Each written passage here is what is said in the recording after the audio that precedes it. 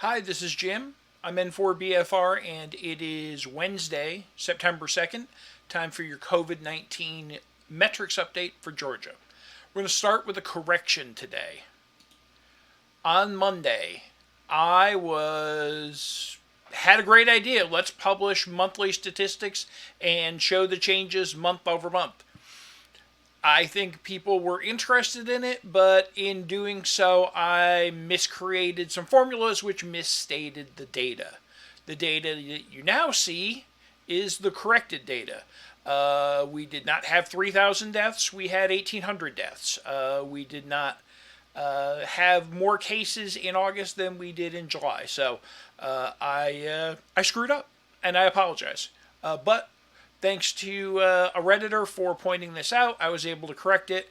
New versions have been published, and if anybody depended on this data, I apologize profusely, and I will do my best to not rush things out in the future and make sure that I'm having some sort of peer review or auditing them myself to make sure that there's a back check on these things. So, my apologies. All right, now on to today's update. And in today's report, we're taking a look at the daily tests, which were way down, only 13,000 tests. That's like the numbers we were seeing in June. And so with that falling off and with a high positive rate of nearly 15%, cases were still around where we would expect them. They were just above the 7-day average. They were just down a little bit week over week, right the way we thought. So cases are in line, but testing is not getting done at the rate it was. So we'll have to watch for that. I know that there have been discussions of testing fatigue, or are people just not wanting to test because they don't want to know and they don't want to impact their school's numbers or their football team or whatever it might be. That could be part of it. So the social aspect is definitely not to be ignored, and we'll watch as it goes on to see if this testing picks up. Maybe it's just a pre-holiday slowdown. That could be another one. I'll take a look at that tomorrow and see if we saw trends of slower testing pre-Memorial Day or July 4th. So stay tuned for that update tomorrow.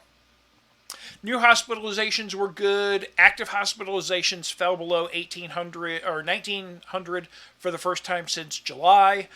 Deaths were at 62, which is below the 7-day average. Still high at 62 and up 13 from last week. CCU capacity statewide 85%. The interesting thing we saw in the CCU area here, let me pull up that specific chart, was in Region B. This is the North Georgia mountains, and that jumped up 20 beds in a day.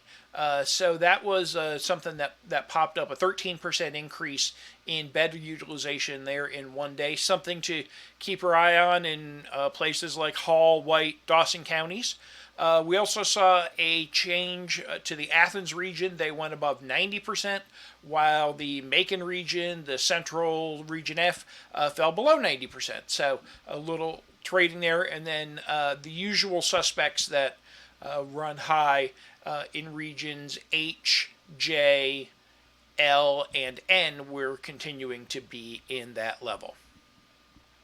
Looking at the school reports, a lot of these centered around some football things. It was interesting. We saw one report yesterday of Berkmar High School with one case on their football team, which impacted about 70 folks to quarantine and to keep them off the playing field. And as I started to kind of track that one, I found two other football ones that we did not have previously. Milton High School from 825 and Newton High School from 822 both had cases in their football team.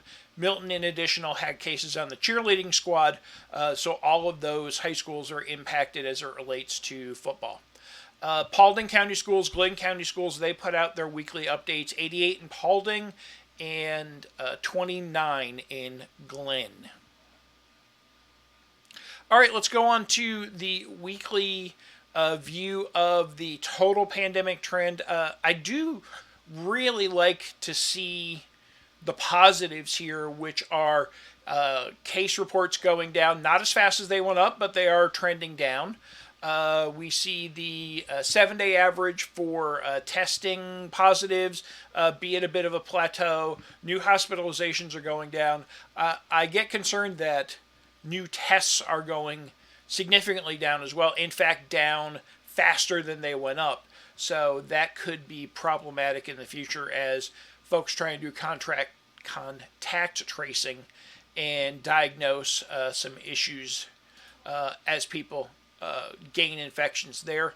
You see the average deaths reporting continuing to plateau. Nice looking curve for the hospital beds in use, but note that we're still more than 1,000 up from where we were before Memorial Day, so not out of the woods yet by any means.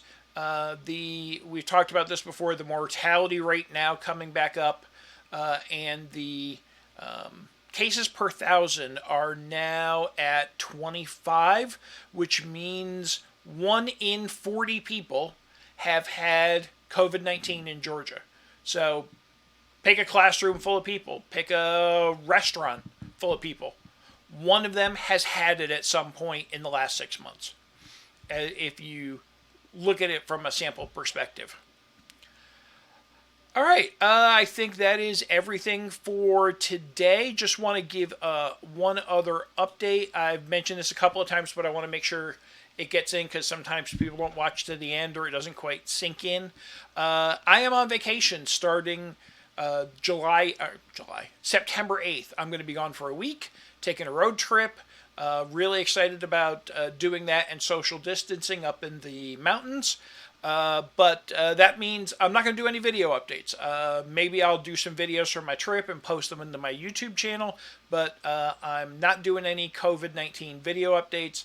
I may do a couple of data updates, just posts on Facebook and Reddit so you can watch there. But I expect, that's if I have some hotel room time in the evening or something like that. It won't be my first priority. I will keep up my database of data, but I won't be chasing after publishing as we go along. So watch for that, and thanks for your patience while I head out for a few days, and I will look forward to be back being refreshed and scrounging through the data to find new interesting factoids as we go along. So thanks for watching, and have a nice night, nice morning, whatever the case may be.